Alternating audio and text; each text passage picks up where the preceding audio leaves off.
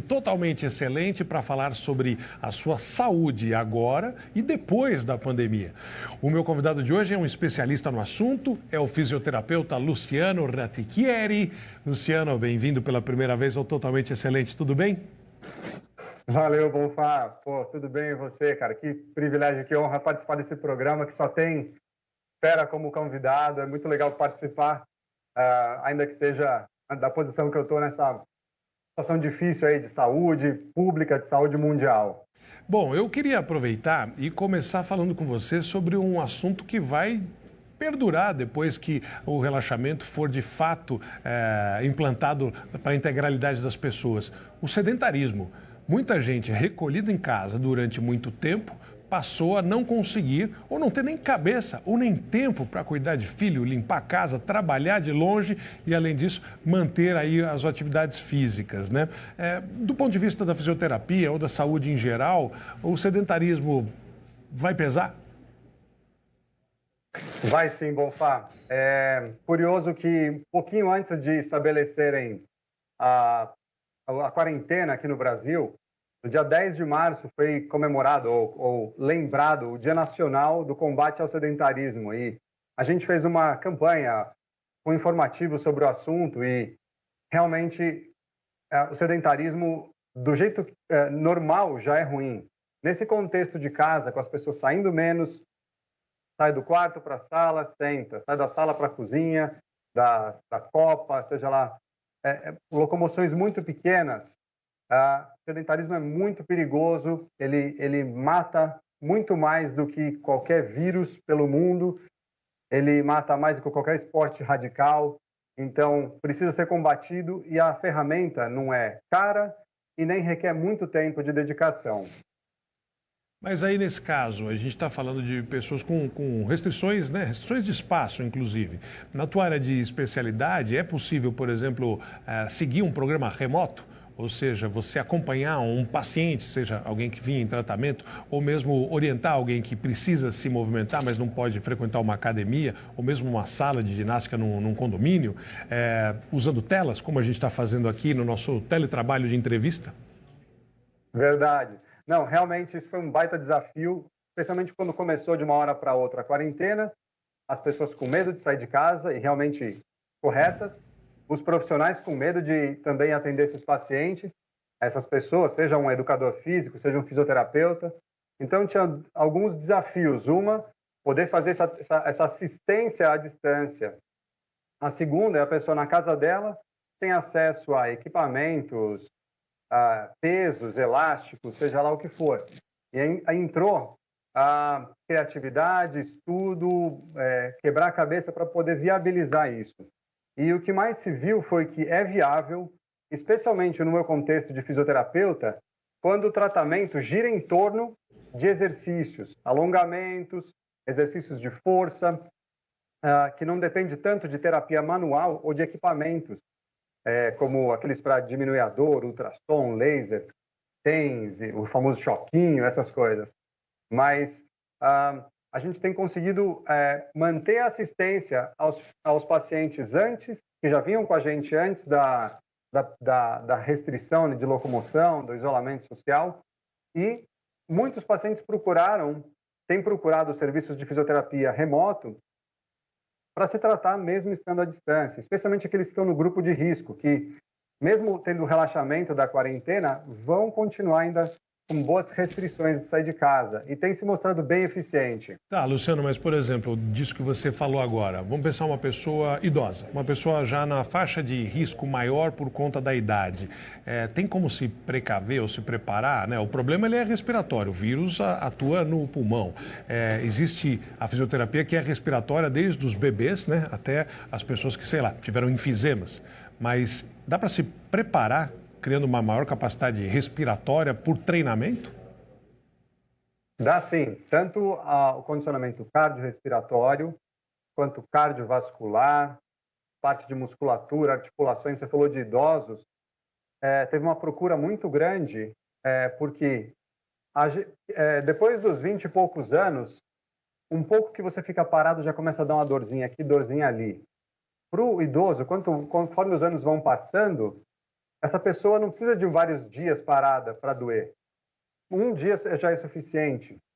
Então, essas pessoas conseguem fazer sim em casa, exercício simples, um acompanhamento que pelo vídeo a gente consegue fazendo pequenas correções, sem precisar de equipamentos, de nada. Às vezes, com o próprio peso do corpo, a pessoa consegue fazer bastante coisa. É curioso que nesse tempo a gente tem visto de tudo, desde aqueles que usam esse período de quarentena para dar desculpa e realmente ficar no sofá, até aquelas pessoas que estão pegando pote de amaciante, garrafa PET, se enfiando debaixo do sofá com as pernas, fazendo um leg press, se virando para não parar. Então, quem é acomodado tem arrumado desculpa por ficar mais acomodado. E quem é ativo e não é conformado com isso, tem se mexido e se esforçado o dobro para manter o condicionamento físico. Bom, meu convidado de hoje aqui no programa, Luciano Rattichieri, é fisioterapeuta, é especialista no assunto. E como que uma pessoa que vinha em um ritmo de atividade bom, não estou falando um atleta profissional, ninguém de alto rendimento, mas uma pessoa ativa que fazia suas corridas, ou dava suas pedaladas, ou frequentava aulas em uma academia, ou eventualmente nadava, enfim, atividade física recorrente, portanto com um determinado nível, mas que se viu obrigado a parar. Por mais que em casa mantenha o movimento, está só de forma paliativa, evitando o sedentarismo, porque não tem condição de dar o mesmo ritmo, nem a mesma intensidade para o exercício. Essas pessoas, no momento de uma retomada, com o que elas devem se preocupar? Elas correm o mesmo risco dos atletas profissionais, que depois de um tempo parado ou na volta de férias, se arrebentam exatamente porque estavam restritos e aí vão com muita sede ao pote, lembram de uma rotina anterior, tentam executá-la, mas o corpo não dá conta? É verdade, isso acontece muito, especialmente em atletas de alto rendimento. E para o atleta amador, o atleta de alto rendimento é um espelho, é uma referência. Então o que se faz? Eu, como fisioterapeuta especialista em fisioterapia esportiva, a gente lida muito com isso. Antes de um campeonato, antes de uma temporada, se faz uma avaliação pré-temporada, justamente para detectar pontos fracos, detectar musculaturas que estão ali sensíveis, como uma inflamação crônica, alguma articulação, alguma coisa que pode dar um trabalho lá para frente. E nisso a gente consegue predizer uma lesão que pode acontecer, se antecipar e aí conseguir prevenir realmente uma lesão futura. E o atleta amador não é diferente. Com uma boa avaliação física no retorno, ele consegue voltar gradualmente, um treino progressivo, e voltar com segurança, sem ter um risco tão grande de ter lesões e de acabar tendo que parar de vez ou parar por vários meses da atividade física que ele fazia. E você tem aí uma atuação numa carreira que demanda contato, né? Como várias outras na área da saúde e algumas outras na área da estética e da cosmética, por exemplo, né? Basta lembrar dos cabeleireiros. Você tem contato físico em boa parte dos procedimentos, manipulações, e a gente vai ter novos protocolos para várias e várias dessas atividades. Como é que os fisioterapeutas, em geral, estão lidando com isso? Agora e pensando também na reabertura gradual numa clínica, por exemplo, para preservar ou manter recomendações de higiene e limpeza, para evitar contágio, esse tipo de coisa? Ótima pergunta. O que tem havido cuidado não só na parte da limpeza geral da clínica, do ambiente onde é feito o tratamento, o próprio profissional fazendo trocas de aventais, descartáveis, material que a cada paciente ele usa um diferente e vai para ser esterilizado depois ou desprezado, e atendimentos individuais. Não é viável ter um ambiente como muitas clínicas fazem, de ter aquele salão cheio de macas, cheio de pessoas passando e tira o aparelho de um e põe no outro, não. O atendimento tem que ser individual, tem que ser ali, cuidar da sala de espera também. Então, a melhor coisa é cuidar dessas coisas, da limpeza geral, da sala de espera e do atendimento individualizado. E nessa busca aí de cuidado, o quanto que a tecnologia influencia, né? Tem uma infinidade de novas técnicas e novos conhecimentos, mas quando você aplica isso com equipamentos, com aparelhos, né? Você mencionou logo de cara, tem o laser, tem o famoso choquinho, tem as ondas curtas da antiguidade, tem o calor, o frio, enfim, você tem aí uma série de outros equipamentos hoje. O que é perfumaria e o que é realmente um achado ou levou para um outro nível um tratamento para alguém que está precisando aí de uma ação mais efetiva? Bom, vamos ver se eu entendi a pergunta. Tem aparelhos que nas últimas décadas foi caindo em desusos, né? Você falou de ondas curtas e a gente vai trazendo mais para trás. Forno de Beer, luz infravermelha, que todo mundo tinha na casa ali, uma luz de infravermelho. Essas coisas foram caindo em desuso, especialmente o forno de Beer, a luz infravermelha, o calor propriamente, a bolsa de água quente, que muita gente usava, perceberam que ou só tinha um efeito analgésico, que não melhorava uma inflamação, como que ele poderia piorar em alguns casos. Então, ultimamente, a gente tem tido aparelhos eficientes, o laser é um deles, ondas de choque, tratamentos de ondas de choque, não choques elétricos, mas mecânicos, são muito interessantes. O ultrassom, através das décadas, ainda se mostra um aparelho muito eficiente, mas nada disso substitui a cinesioterapia, que é a terapia através do movimento, e que nessa época tem ganhado um espaço, um lugar no pódio merecido, entendeu? E outra coisa, você falou de tecnologia, nesse tipo de análise pré-temporada, uma das coisas mais legais que tem saído é avaliação por temperatura, uma câmera que tira uma foto do atleta e capta a temperatura dele. E geralmente a gente consegue ver diferenças quando tem um princípio de uma inflamação numa região febril do corpo. Vamos dizer que o ombro está com alguma coisa ali, o atleta nem tem dor, nem tem nenhuma queixa, mas a gente vai investigar e já procura tratar aquela região mediante a imagem dessa termografia. E um outro parâmetro legal, uma outra tecnologia legal para esse tipo de trabalho pré-temporada e também no final da reabilitação, para a gente ver se essa pessoa está pronta para voltar para o campo, para a atividade, para a quadra, para seja lá a modalidade que ela fizer, são plataformas de pressão, de baropodometria. Então a gente consegue fazer testes de pressão, de caminhada, caminhando por cima, saltando por cima. A gente percebe se a pessoa está jogando mais peso de um lado que do outro, e com isso a gente consegue fazer análises, compensar essas diferenças e mandar ele de volta para o esporte com mínimo de riscos de novas lesões. Mas aí agora eu vou aproveitar esse momento com o Luciano Rattichieri, fisioterapeuta convidado de hoje, para falar das pessoas que não chegaram nem na fase do esporte, para as pessoas que estão fazendo da sua varanda em casa um escritório, que estão tendo que fazer longas chamadas de videoconferência na cadeira da cozinha, ou que estão tendo que improvisar um trabalho com o notebook num sofá da sala porque compartilham o espaço com crianças em aula e por aí vai. A postura, o quanto ela hoje gera pacientes para os fisioterapeutas, né? Não estou falando do impacto, não estou falando da prática de exercício, do exagero ou do acidente, mas sim da postura, né? De sentar direito, de andar direito, de fazer as coisas direito e o que é o novo direito, o que é a ergonomia, né? Quanto isso gera de problema para as pessoas. Sim, é impressionante. Nesses dias, nessas semanas de quarentena, muita gente com dor nas costas, tanto na lombar quanto na cervical. Por quê? Muito tempo sentado, muito tempo curvado para frente. Então, se você não consegue desempenar isso, as curvaturas naturais da coluna começa a haver uma sobrecarga lá nas últimas vértebras, tanto da lombar quanto da cervical, e vem dores sim. Então, isso oriundo do próprio sedentarismo mesmo.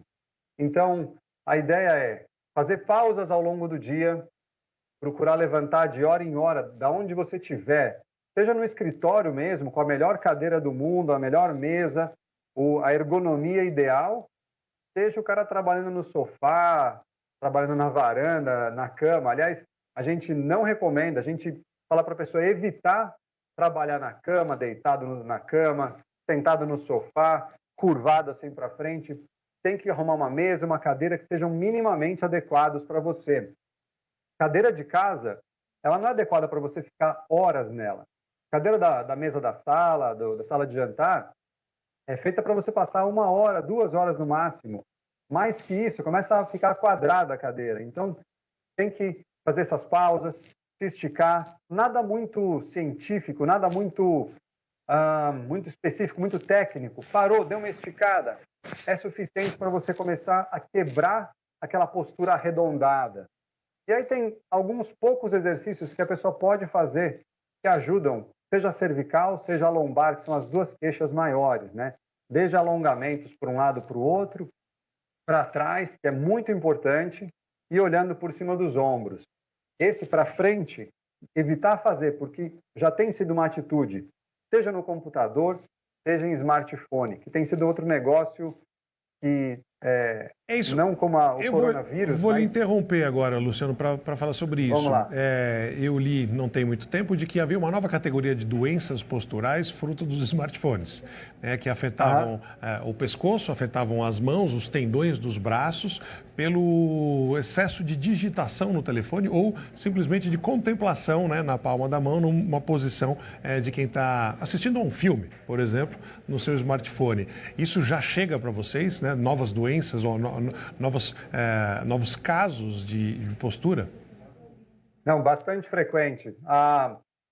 Na época dos Blackberries, não sei se você lembra, no mundo corporativo tinha os Blackberries, tinha o que a gente chamava de polegar do smartphone, do BlackBerry, que a pessoa digitava com os dedões, naqueles botões físicos, e a gente tratou muita gente na época com inflamações, tendinites nos dedões da mão.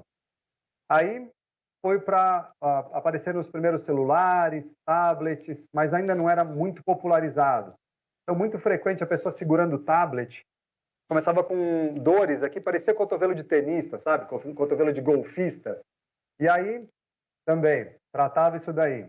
Depois passou a ter dores em dedinho, para segurar, os celulares foram ficando maiores, com aquelas telas grandes.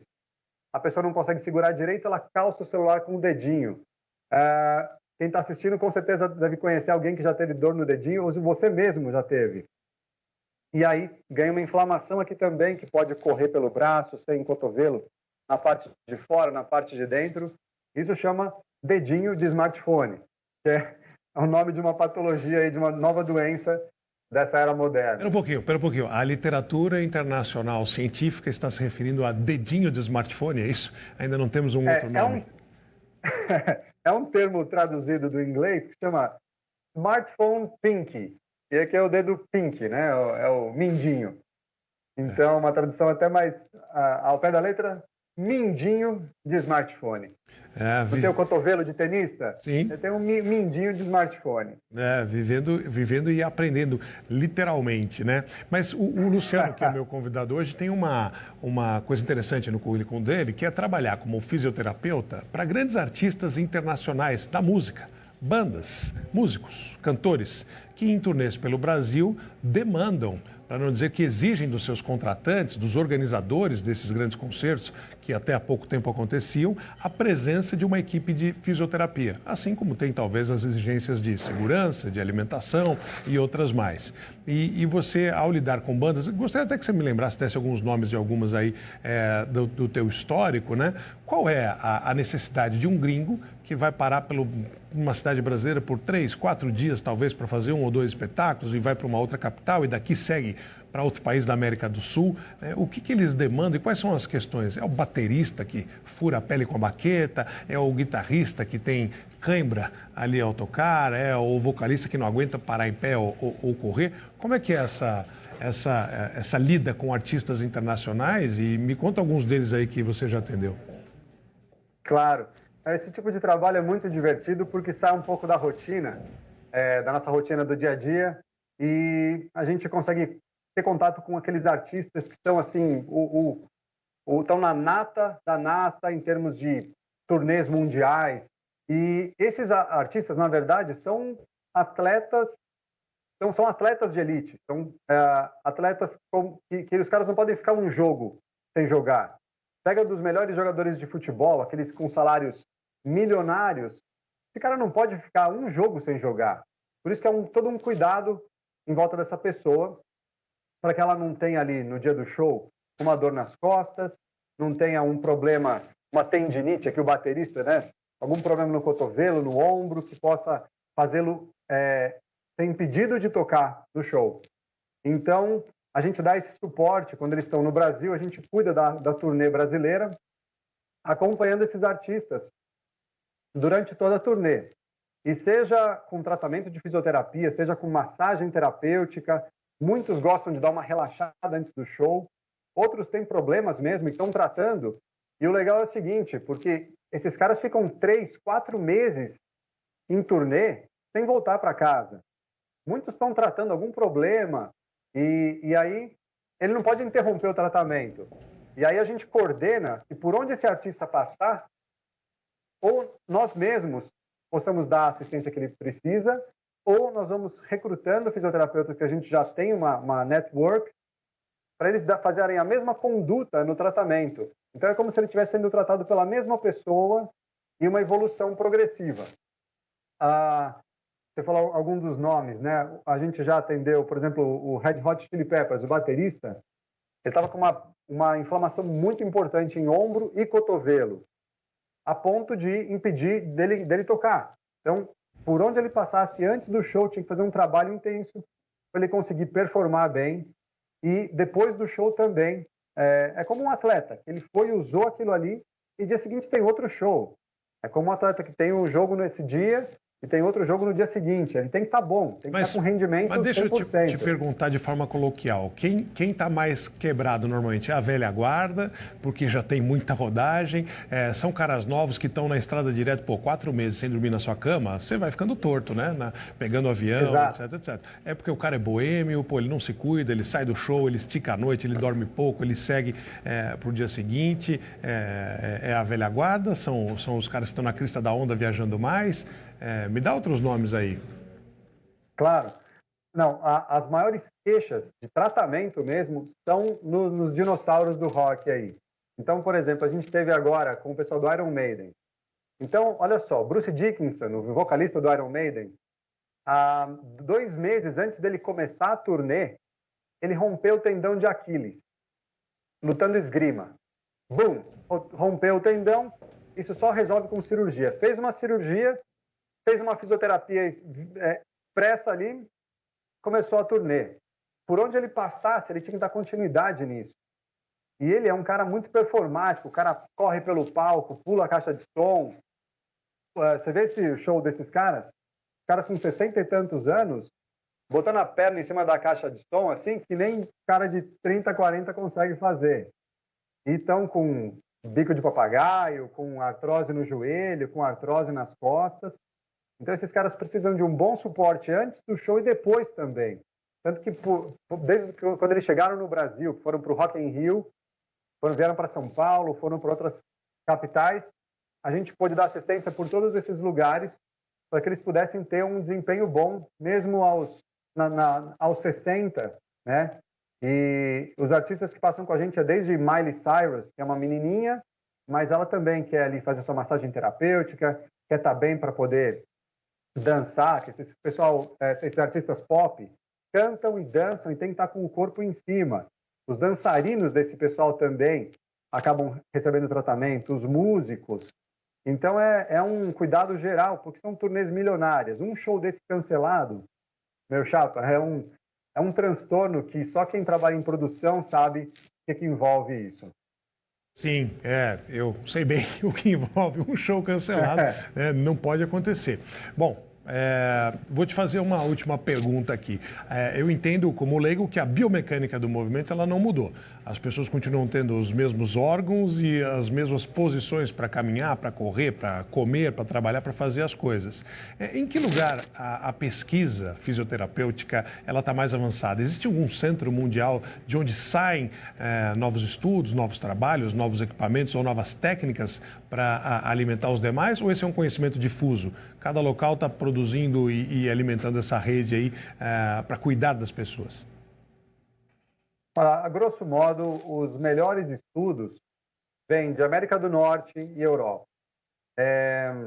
E isso tanto em equipamentos eletroeletrônicos, quanto em cinesioterapia, biomecânica, entender lesões, fazer grupos, né, para poder analisar esses grupos antes de uma operação, durante a operação, pós-operação. E esse controle todo, esse número grande, acaba fornecendo para o mundo inteiro informações que são guidelines, né? Então, formam um protocolo de tratamento com um número de sucesso muito alto. Infelizmente, pesquisas requerem grana. Então, países em desenvolvimento, como o Brasil, não conseguem se despontar muito, porque aqui eu já participei muito de pesquisas, tanto no Brasil quanto fora, e aqui para a gente conseguir fazer uma pesquisa usando ratinho de laboratório, era um transtorno para conseguir recursos, liberação de verba.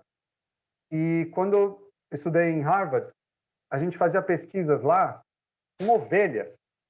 Todo dia a gente usava uma ovelha diferente, e eram umas pesquisas que envolviam a parte respiratória. Então, no final, a ovelha precisaria ser sacrificada.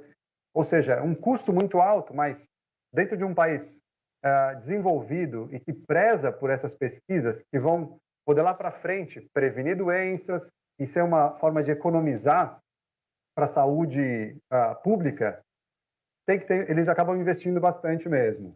Então, desses dois polos principais, América do Norte e Europa, que vem as grandes pesquisas.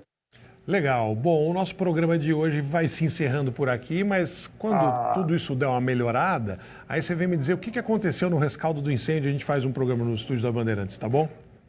Legal, Bonfá. Muito bom falar com você. Valeu de novo pelo convite, um baita privilégio aí fazer parte do programa. Valeu, um abraço para você, saúde para todos por aí e para vocês também que estiveram conosco até agora. Totalmente excelente. Volta amanhã. Obrigado. Tchau, tchau.